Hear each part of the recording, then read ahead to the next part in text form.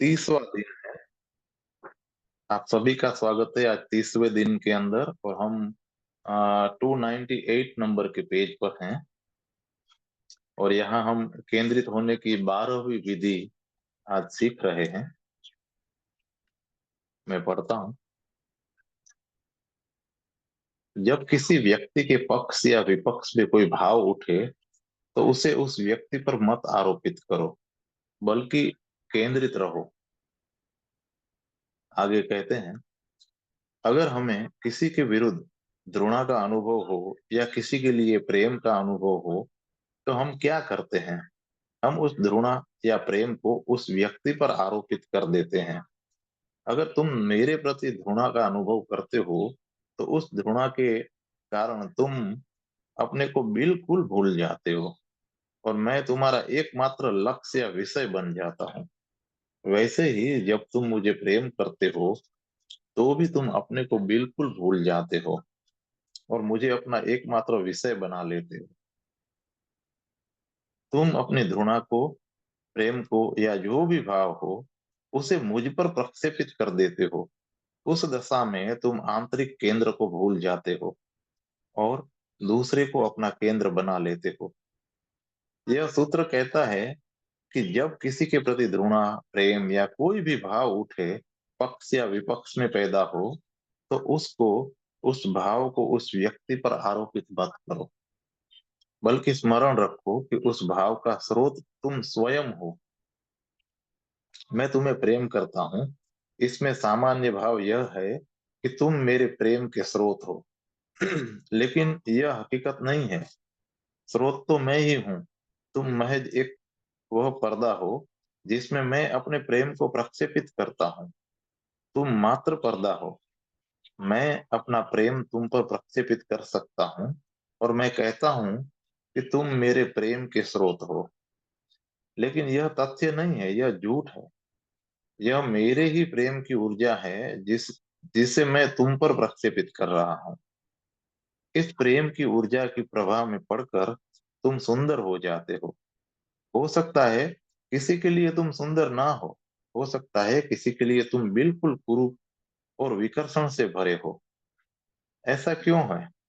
अगर तुम ही प्रेम के स्रोत हो तो प्रत्येक व्यक्ति को तुम्हारे प्रति प्रेम पूर्ण होना चाहिए। लेकिन तुम स्रोत नहीं हो। मैं तुम पर मेरा प्रेम आरोपित करता हूँ तभी तुम सुंदर होते हो। कोई दूसरा व्यक्ति तुम पर घृणा आरोपित करता है तो तुम उसके लिए कुरूप हो जाते हो। और हो सकता है कि तीसरा व्यक्ति तुम्हारे प्रति बिल्कुल उदासीन हो, तटस्थ हो। उसने तुम्हें देखा तक न हो। आखिर क्या हो रहा है? हम अपने अपने भाव दूसरों पर फैला रहे हैं। यही कारण है कि सुहाग रात में चंद्रमा तुम्हें सुंदर, चमत्कार पूर्ण और अपूर्व दिखाई देता है। उस समय सारा संसार तुम्हें अपूर्व मालूम देता है। और हो सकता है कि उसी रात तुम्हारी पड़ोसी के लिए यह अद्भुत रात्रि अस्तित्व में न हो। और अगर उसका बच्चा मर गया हो तो वही चांद उसके लिए उदास, दुखी और असहनीय मालूम पड़ेगा।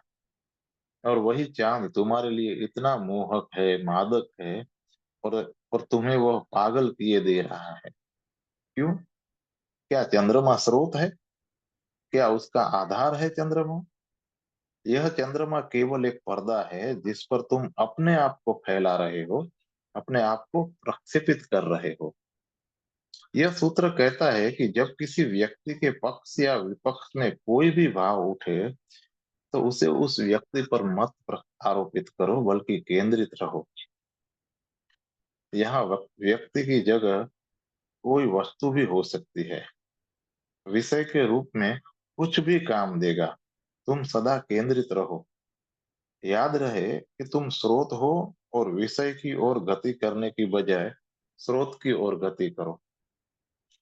जब घृणा का भाव उठे तो घृणा के विषय पर जाने की बजाय उस बिंदु पर जाना बेहतर है जहां से घृणा आ रही है। उस व्यक्ति को मत खोजो जो इस घृणा का विषय है, लक्ष्य है। उस केंद्र को खोजो जहां से घृणा आ रही है। केंद्र की तरफ चलो, भीतर जाओ। अपनी घृणा या प्रेम या जो भी भाव हो, उसे केंद्र की ओर, स्रोत की ओर, उद्गम की ओर यात्रा का साधन बना। उद्गम पर जाओ और वहां पर केंद्रित हो, इसे प्रयोग करो। यह बहुत ही मनोवैज्ञानिक विधि है। किसी ने तुम्हारा अपमान किया और तुम क्रोधित हो गए, ज्वरग्रस्त हो गए। अभी तुम्हारा यह क्रोध उस व्यक्ति की तरफ प्रवाहित हो रहा है जिसने तुम्हें अपमानित किया। तुम अपने पूरे क्रोध को उस आदमी पर प्रक्षेपित कर दोगे, लेकिन उसने कुछ भी नहीं किया है। अगर उसने तुम्हें अपमानित किया हो, तो सच में क्या किया? उसने केवल तुम्हें थोड़ा सा कुरेदा। उसने थोड़ा तुम्हारे क्रोध को उभरने में सहायता कर दी, लेकिन यह क्रोध तुम्हारा है। वही व्यक्ति बुद्ध के पास जाए और उन्हें अपमानित करे, तो वह उनमें कोई क्रोध पैदा नहीं कर सकेगा। वह अगर जीसस के पास जाए, तो जीसस उसे अपना दूसरा गाल भी हाजिर कर देंगे। और बोधि धर्म के पास जाए, तो वे अट्टहास्य कर उठेंगे। यह व्यक्ति व्यक्ति पर निर्भर है। इसलिए दूसरा व्यक्ति स्रोत नहीं है, स्रोत सदा तुम्हारे भीतर है। दूसरा सिर्फ स्रोत पे चोट करता है। लेकिन अगर तुम्हारे भीतर क्रोध नहीं है, तो क्रोध बाहर नहीं आएगा। यदि तुम बुद्ध को चोट करो, तो करुणा आएगी, क्योंकि उनके भीतर करुणा ही है। बुद्ध के भीतर से क्रोध नहीं आएगा, क्योंकि वहां क्रोध नहीं है। एक सूखे कुएं में बाल्टी डालो, तो कुछ भी हाथ नहीं आता। पानी वाले कुएं में बाल्टी डालो, और वह पानी से भरकर ही बाहर आती है।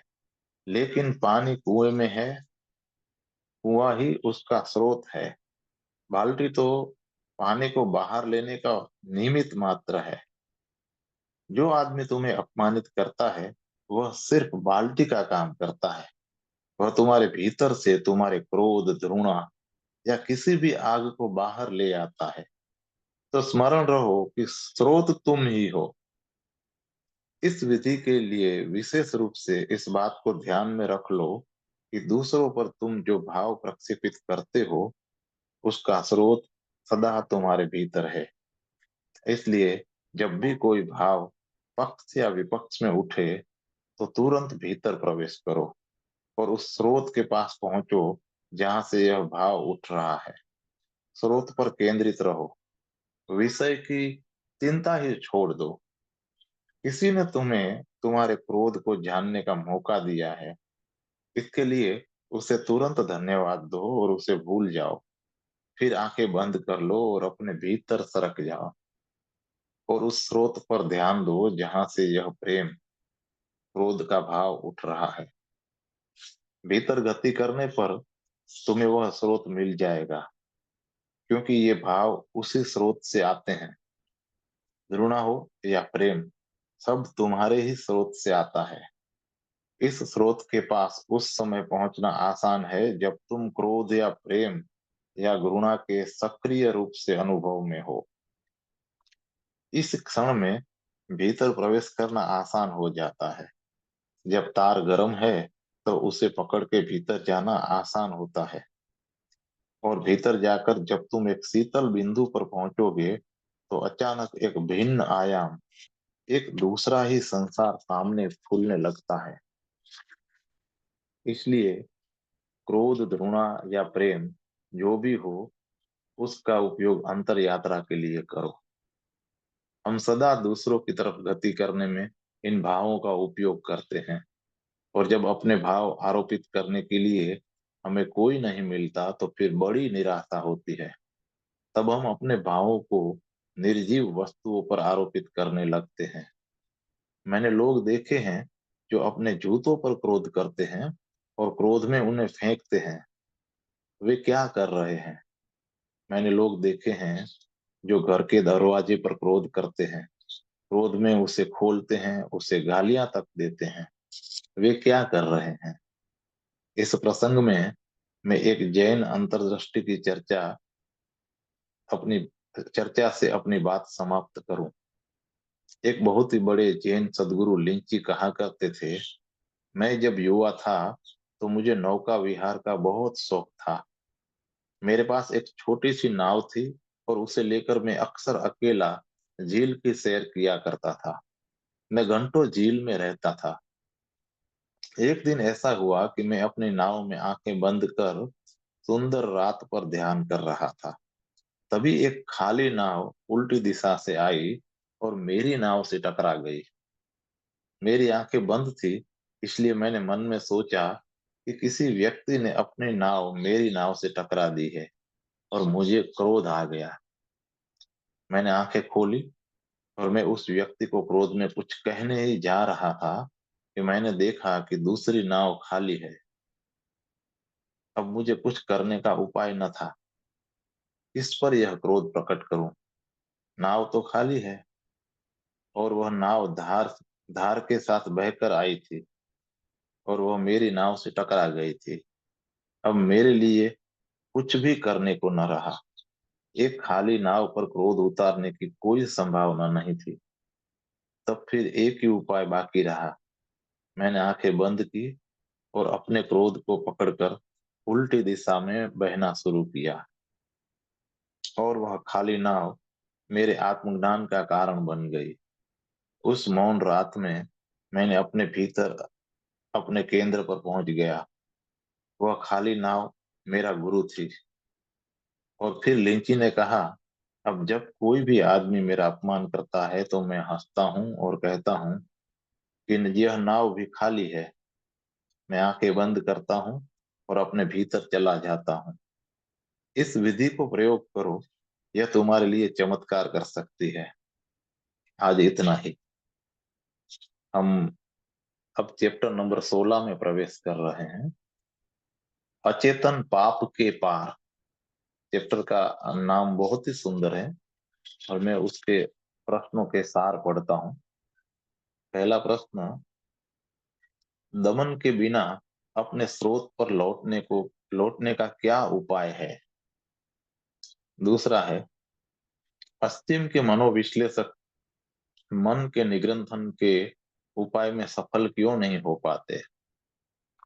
तीसरा, क्या यह सच नहीं है कि कोई विधि तब तक शक्तिशाली नहीं हो सकती है जब तक व्यक्ति को उसमें दीक्षित न किया जाए? चौथा, अगर तादात्म्य में एकमात्र पाप है तो अनेक विधियां ऐसा क्यों कहती है कि किसी चीज के साथ एकात्म हो जाओ? बहुत ही सुंदर प्रश्न है। मैं पहला प्रश्न पढ़ता हूँ। प्रश्न एक, कल जिस विधि की आपने चर्चा की उसमें कहा गया कि जब कोई भाव किसी व्यक्ति के पक्ष या विपक्ष में उठे तो उसे उस व्यक्ति पर आरोपित मत करो, बल्कि केंद्रित रहो। लेकिन जब हम इस विधि का प्रयोग अपने क्रोध, घृणा आदि भावों पर करते हैं तो ऐसा लगता है कि हम अपने मनोभावों का दमन कर रहे हैं और उससे एक दमन ग्रंथि निर्मित होती है। कृपया समझाइए कि इन विधियों का प्रयोग करते हुए दमन ग्रंथि से कैसे बचा जाए? भगवान कहते हैं, अभिव्यक्ति और दमन एक ही सिक्के के दो पहलू हैं। वे विरोधाभासी हैं, लेकिन बुनियादी रूप से भिन्न नहीं हैं। अभिव्यक्ति और दमन दोनों में दूसरा व्यक्ति केंद्र रहता है, दूसरा ही महत्वपूर्ण रहता है। मुझे क्रोध हुआ और मैं क्रोध को दमित करता हूँ। मैं तुम्हारे विरुद्ध क्रोध को प्रकट करने जा रहा था, अब उसका मैं दमन कर रहा हूँ। लेकिन चाहे अभिव्यक्ति हो या दमन, क्रोध तुम पर ही आरोपित हो रहा है। यह विधि दमन के लिए नहीं है। यह विधि अभिव्यक्ति और दमन दोनों के आधार को ही बदल देती है।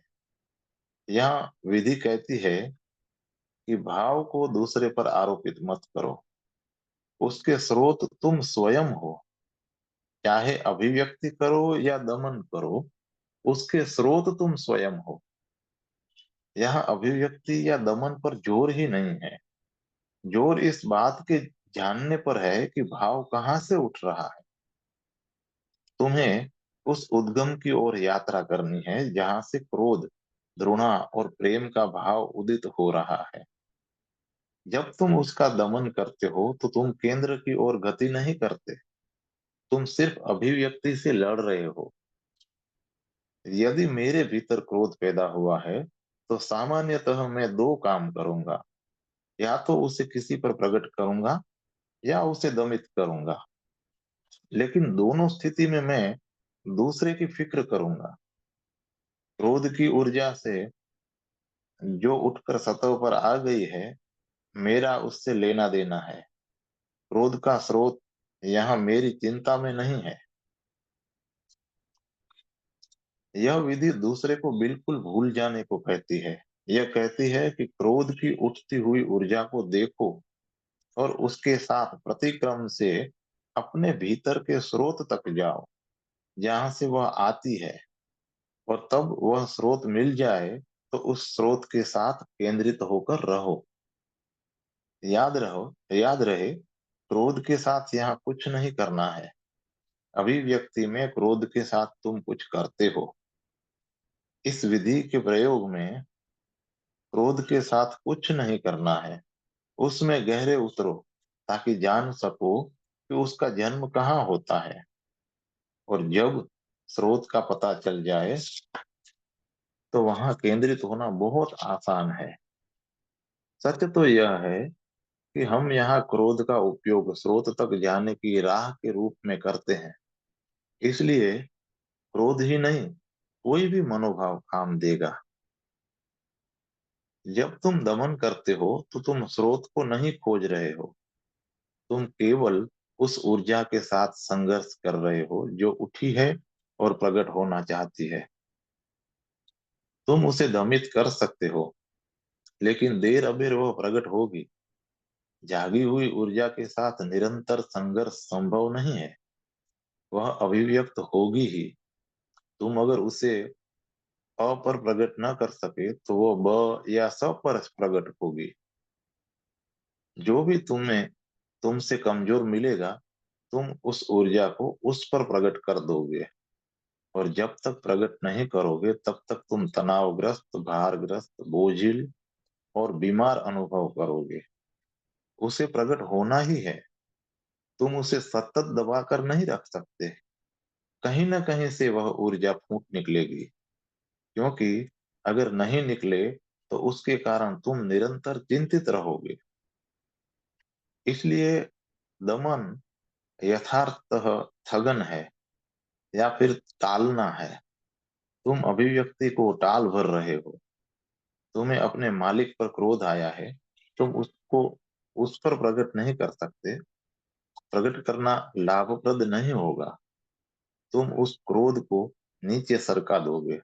ऐसा करके तुम महज प्रतीक्षा करोगे और मौका आने पर उसे अपनी पत्नी, बच्चे या नौकर पर प्रकट कर दोगे। घर पहुंचने की देर है और तुम उसे प्रकट कर दोगे। और वहां क्रोध प्रकट करने के लिए तुम कारण भी ढूंढ लोगे, क्योंकि मनुष्य एक तर्कनिष्ठ प्राणी है। तुम अपने क्रोध को तर्क सम्मत बनाना चाहोगे। उसके लिए कोई भी छोटा सा कारण बहाना बन जाएगा, और तुम उस बच्चे से उस छोटे से कारण को बहुत ही अर्थपूर्ण बना लोगे। दमन स्थगन का उपाय हो सकता है, और तुम किसी भाव को महीनों और वर्षों तक स्थगित कर सकते हो। और जो जानते हैं वे कहते हैं कि तुम उन्हें जन्मों जन्मों तक भी स्थगित कर सकते हो, लेकिन अंततः उसे प्रकट होना ही है। इस विधि को दमन या अभिव्यक्ति से कुछ भी लेना देना नहीं है। यह विधि अपने भीतर जाने के लिए, गहरे उतरने के लिए है। तुम्हारे भाव को मार्गिकी की तरह उपयोग में लाती है। गुरुजीएफ ऐसी स्थिति पैदा करता था जिसमें तुम अपने क्रोध, घृणा या किसी भाव को प्रकट करने के लिए मजबूर हो जाते। वह स्थिति कृत्रिम होती थी, तुम्हें उसका पता भी नहीं चलता। गुरुजीएफ अपने शिष्यों के साथ बैठा है और तुमने उसके कमरे में प्रवेश किया। तुम्हें पता नहीं है कि वहां क्या होने वाला है। लेकिन वहां वे लोग तुम्हारे क्रोध को भड़काने के लिए तैयार बैठे हैं। वे कुछ ऐसा व्यवहार करेंगे कि तुम्हारे भीतर क्रोध भड़क उठे। कोई व्यक्ति कुछ बोलेगा और शेष लोग ऐसे अपमानजनक ढंग से पेश आएंगे कि तुम आग बबूला हो उठोगे। अचानक क्रोध आया और तुम अंगारा बन गए। और जब गुरजेफ देखता कि वह बिंदु आ गया है जहां से तुम भीतर सरक सकते हो या उसे प्रकट कर सकते हो, जहां क्रोध शिखर पर आ गया है और विस्फोट होने वाला है, वह तुम्हें कहता कि आंख बंद करो और अपने क्रोध के प्रति जागो, पीछे लौटो। तब तुम्हें पता चलेगा कि सारी स्थिति तुम्हारे लिए बनाई गई थी। कोई सच में तुम्हें अपमानित नहीं करना चाहता था। वह एक नाटक था, मनोनाटक। लेकिन क्रोध तो पैदा हो ही गया, और यह जानने पर भी कि वह नाटक था, वह तुरंत विलीन होने वाला नहीं है। वह समय लेगा। अब तुम इस गिरती हुई ऊर्जा के साथ उतर सकते, और तो तुम स्रोत पर पहुंच सकते हो। यह ऊर्जा तुम्हें वहां ले जाने में सहयोगी होगी जहां से वह आई है। इस ऊर्जा के सहारे तुम मूल स्रोत से संबंधित हो सकते हो। यह विधि ध्यान की सर्वाधिक सफल विधियों में एक है। कोई भी भाव पैदा कर लो, पैदा करने की भी जरूरत नहीं है, क्योंकि दिन भर भाव आते जाते रहते हैं। और ध्यान के लिए किसी भी भाव का उपयोग कर सकते हो। तब तुम दूसरे व्यक्ति को भूल जाते हो, और तब तुम कुछ दमन नहीं कर रहे हो। तुम सिर्फ ऊर्जा के साथ नीचे की ओर गति करते हो, जो ऊर्जा ऊपर उठ आई थी। हर एक ऊर्जा स्रोत से आती है, और जब आती है तब वो मार्ग सक्रिय हो जाता है, और उस मार्ग को तुम प्रतिक्रमण के लिए उपयोग में ला सकते हो। और जिस क्षण ऊर्जा अपने मूल स्रोत पर पहुंचती है, वह उसमें विलीन हो जाती है। यह दमन नहीं है। ऊर्जा सिर्फ अपने मूल स्रोत में लौट गई है। और जब तुम अपनी ऊर्जा को मूल स्रोत से संयुक्त करने में सक्षम हो जाते हो, तो तुम अपने शरीर के, मन के और अपनी ऊर्जा के मालिक हुए। अब तुम मालिक हो। अब तुम अपनी ऊर्जा नष्ट नहीं कर सकते। एक बार तुम जान गए कि कैसे ऊर्जा के स्रोत पर वापस लौटा जा सकता है, फिर दमन की न जरूरत है और ना ही अभिव्यक्ति की, क्योंकि अब तुम क्रोध में नहीं हो। मैं कुछ कहता हूं और तुम क्रोधित हो जाते हो। यह ऊर्जा आती कहां से है? एक क्षण पहले तुम्हें क्रोध नहीं था, लेकिन तुम में ऊर्जा तो थी। वही ऊर्जा क्रोध बन गई। अगर यह ऊर्जा अपने स्रोत में वापस लौट जाए, तो तुम वैसे के वैसे ही हो जाओगे, जैसे क्षण भर पहले थे। स्मरण रहे, ऊर्जा न क्रोध है, न प्रेम है, और ना ही घृणा है। ऊर्जा मात्र ऊर्जा है, तटस्थ है। वही ऊर्जा क्रोध बन जाती है, वही ऊर्जा काम वासना बनती है, और वही ऊर्जा प्रेम बन जाती है, और वही ऊर्जा घृणा भी बनती है। वे एक ही ऊर्जा के अलग अलग स्वरूप हैं। रूप तुम देते हो, रूप तुम्हारा मन देता है, और ऊर्जा उसमें प्रवेश कर जाती है। ध्यान रहे, अगर तुम गहरे प्रेम में हो, तो तुम्हारे पास क्रोध करने के लिए बहुत ऊर्जा नहीं बचेगी। लेकिन अगर तुम प्रेम बिल्कुल नहीं करते, तो क्रोध के लिए तुम्हारे पास अतिशय ऊर्जा होगी, और उसे प्रकट करने के लिए तुम सदा ही अवसर की खोज में रहोगे कि क्रोध को प्रकट कर सको। अगर तुम्हारी ऊर्जा काम वासना में प्रकट होती है, तो तुम में हिंसा की मात्रा बहुत कम होगी। और अगर वह काम वासना में प्रकट नहीं होती है, तो तुम बहुत हिंसक होगे। यही कारण है कि सेना में सिपाहियों के लिए काम संबंध निषिद्ध है, वर्जित है। अगर उन्हें काम भोग में उतरने दिया जाए, तो सेनाएं युद्ध के लिए बिल्कुल नपुंसक हो जाएगी। और यही कारण है कि जब कोई सभ्यता शिखर छूती है, तो उसकी युद्ध की क्षमता समाप्त हो जाती है। इसलिए सदा सभ्य और सुसंस्कृत समाज अपने से कम सभ्य समाजों को अपने से कम सभ्य समाजों के द्वारा पराजित होते आए हैं। यह सदा हुआ है, क्योंकि एक विकसित समाज अपने लोगों की हर जरूरतों की फिक्र करता है। इन जरूरतों में काम वासना भी सम्मिलित है। जब कोई समाज सचमुच प्रतिष्ठित और समृद्ध होता है, तब उसके हर सदस्य की कामजन्य आवश्यकता पूरी की जाती है, और जिसकी काम वासना की जरूरत पूरी होती है, वह लड़ नहीं सकता है। अगर तुम्हारी काम वासना की जरूरत पूरी नहीं हुई है, तो तुम लड़ सकते हो, और आसानी से लड़ सकते हो। इसलिए अगर दुनिया में शांति चाहिए, तो काम वासना के लिए अधिक स्वतंत्रता जरूरी हो जाती है। और यदि युद्ध चाहिए, हिंसा और रक्तपात चाहिए, तो काम का दमन जरूरी हो जाता है। काम विरोधी दृष्टि जरूरी हो जाती है। यह बड़ी विरोधाभासी बात है कि एक और तथाकथित साधु महात्मा शांति की चर्चा करते हैं, और दूसरी ओर वे काम वासना की निंदा भी किए जाते हैं। एक साथ वे यौन विरोधी वातावरण बनाते हैं और शांति की जरूरत पर भी बल देते हैं। यह बहुत अनर्गल बात है। उससे तो हिप्पी ज्यादा ठीक है। हिप्पियों का नारा है, प्रेम करो, युद्ध मत करो। यह सही दृष्टिकोण है। अगर तुम सच में प्रेम करो, तो तुम युद्ध नहीं कर सकते। इसलिए तथाकथित सन्यासी जिन्होंने अपनी काम वासना का दमन किया है, हमेशा क्रोध और हिंसा से भरे रहते हैं। वे अकारण ही क्रोध और हिंसा से भरे होते हैं, और इतने कि किसी भी क्षण विस्फोट हो सकता है। उनकी सब ऊर्जा अनअभिव्यक्त पड़ी है, और जब तक उसे स्रोत से न संयुक्त कर दिया जाए, तब तक सच्चा ब्रह्मचर्य संभव ही नहीं होगा। तुम काम दमन कर सकते हो, लेकिन तब वह हिंसा में प्रकट होगा। तुम्हारी तुम्हारी काम ऊर्जा अगर केंद्र पर पहुंच जाए, तो तुम फिर बच्चे की भांति हो जाओगे। बच्चे में तुमसे ज्यादा काम ऊर्जा है, लेकिन अभी वह अपने स्रोत पर स्थित है। अभी वह शरीर में नहीं गई है, लेकिन जाएगी। जब वह शरीर तैयार होगा, ग्रंथियां तैयार होगी, जब शरीर प्रौढ़ होगा, तब काम ऊर्जा शरीर में चली जाएगी। बच्चा क्यों इतना निर्दोष है?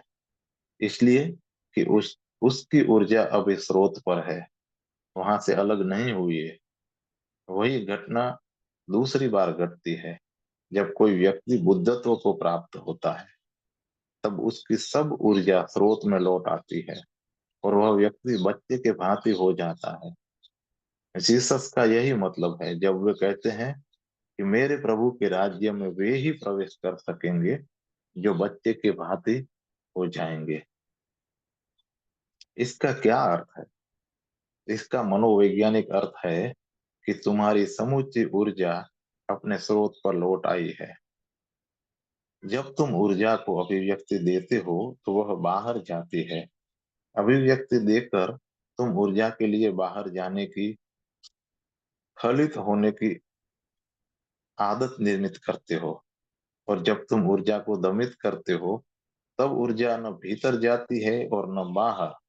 वह सिर्फ अधर में लटकी रहती है, और अधर में लटकी हुई ऊर्जा बोझ बन जाती है। यही वजह है कि जब तुम क्रोध निकाल देते हो, तुम हल्कापन महसूस करते हो। जब तुम संभोग से गुजर लेते हो, तब तुम एक तरह की राहत अनुभव करते हो।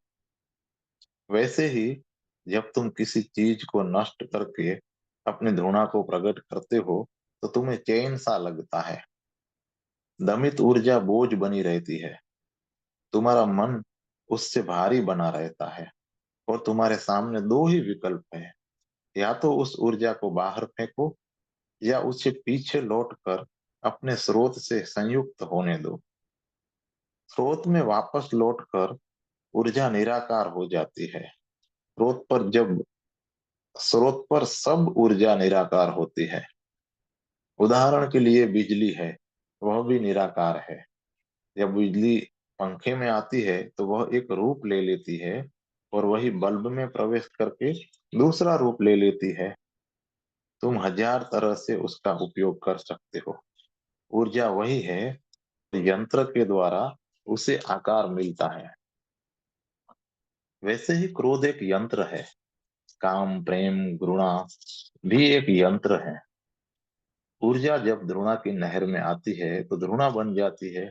वही ऊर्जा प्रेम में प्रवेश कर प्रेम बन जाती है। और जब वह अपने स्रोत पर लौट आती है तो फिर वह अरूप ऊर्जा, शुद्ध ऊर्जा बन जाती है। यह अरूप ऊर्जा निर्दोष है, निराकार, परम निर्दोष है। यही कारण है कि बुद्ध इतने निर्दोष दिखते हैं। उनकी ऊर्जा स्रोत पर पहुंच गई है। ऊर्जा को अभिव्यक्त मत करो, क्योंकि वह अपव्यय है।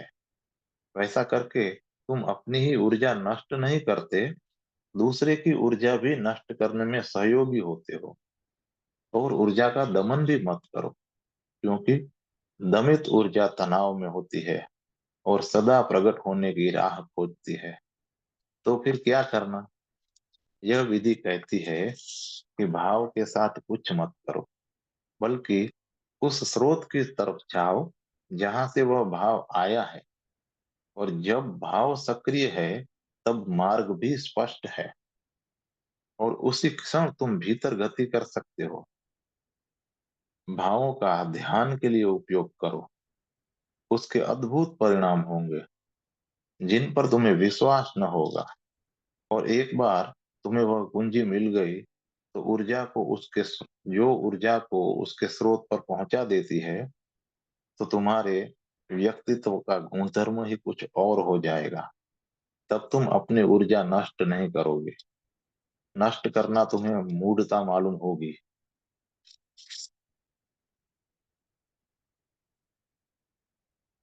बुद्ध कहते हैं कि जब तुम किसी पर क्रोध करते हो तो उसका अर्थ है कि दूसरे के दुष्कृत्य के लिए तुम अपने को दंड दे रहे हो। किसी ने तुम्हें अपमानित किया, यह उसका कृत्य है, और क्रुद्ध होकर तुम अपने आप को दंड देते हो। तुम अपनी ऊर्जा को नष्ट करते हो। यही मूढ़ता है। फिर हम बुद्ध, महावीर और जीसस को सुनकर ऊर्जा का दमन करने लगते हैं। हम सुनते हैं कि क्रोध करना मूढ़ता है, तो हम सोचते हैं कि क्रोध नहीं करना चाहिए, और तब हम अपनी ऊर्जा से ही लड़ते हैं, उसका दमन करते हैं। परिणाम स्वरूप हम दमित ऊर्जा के ज्वालामुखी बन जाते हैं, जिसका किसी भी क्षण विस्फोट हो सकता है। तुम इकट्ठा कर रहे हो, दिन भर का क्रोध इकट्ठा हो गया है, फिर महीने भर का क्रोध इकट्ठा हो गया है, फिर वर्ष भर का क्रोध, फिर पूरे जीवन भर का क्रोध इकट्ठा हो गया। ऐसे जन्म जन्म का क्रोध भी इकट्ठा हो सकता है। जब सब वहां इकट्ठा है, जो किसी भी क्षण फूट सकता है, और तब तुम जीने से भी डरने लगते हो, क्योंकि किसी भी क्षण कोई चिंगारी विस्फोट पैदा कर सकती है। इसलिए तुम भयभीत हो, और तुम्हारा प्रत्येक क्षण खींचातानी बन जाता है। मनोविज्ञान कहता है कि दमन की बजाय अभिव्यक्ति बेहतर है, लेकिन धर्म ऐसा नहीं कह सकता। धर्म कहता है कि दमन और अभिव्यक्ति दोनों ही मूढ़ताएं हैं। ऊर्जा को अभिव्यक्ति देकर तुम दूसरे को हानि पहुंचाते हो, और अपने को भी। दमन कर कर तुम अपनी हानि कर रहे हो, और किसी दिन दूसरे की भी हानि करोगे।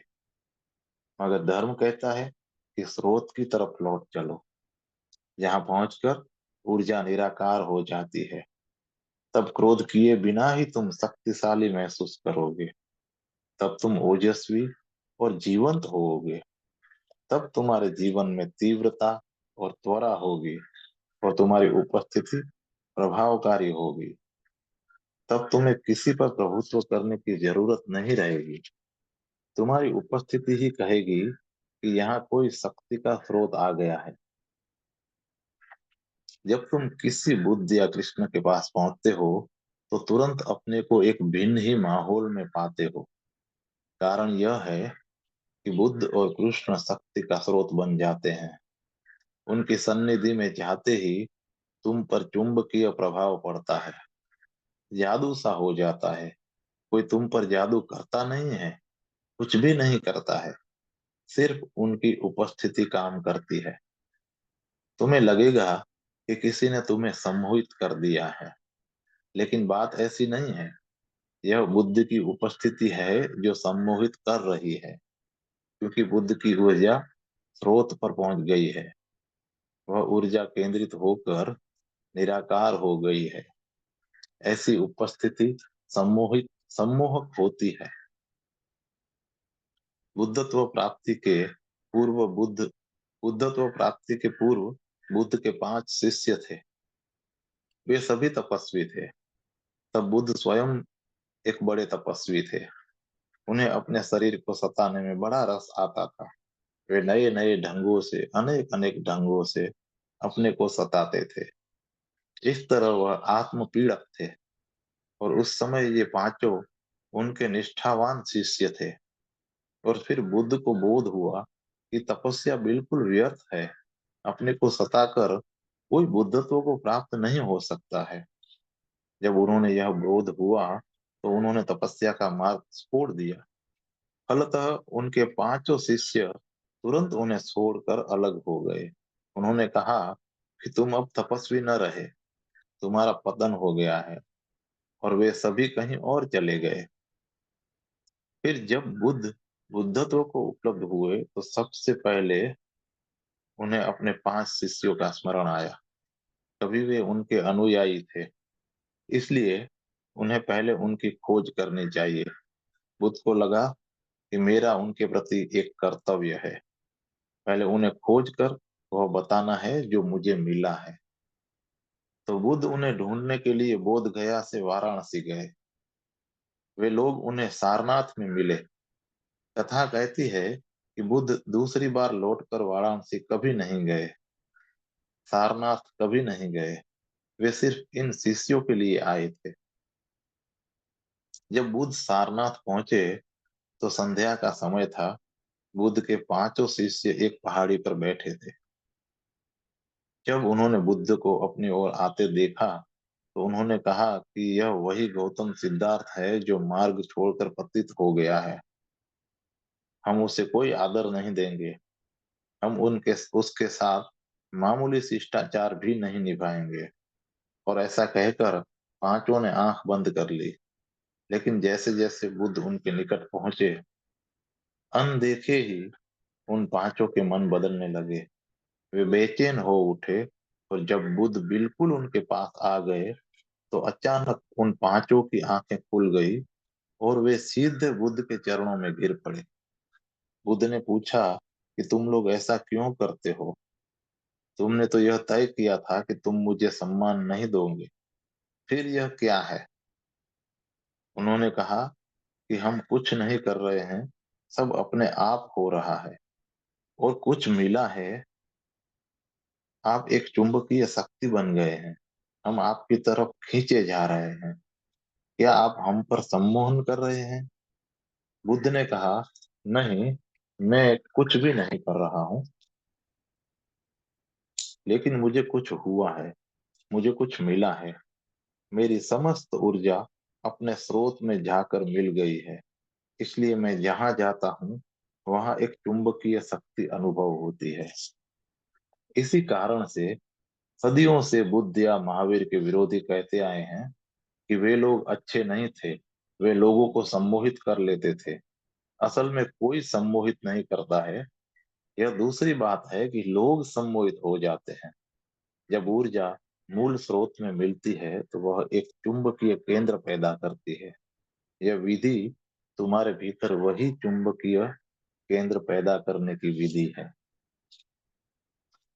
दोस्तों, समय हो गया है। हम पेज नंबर 309 पर हैं।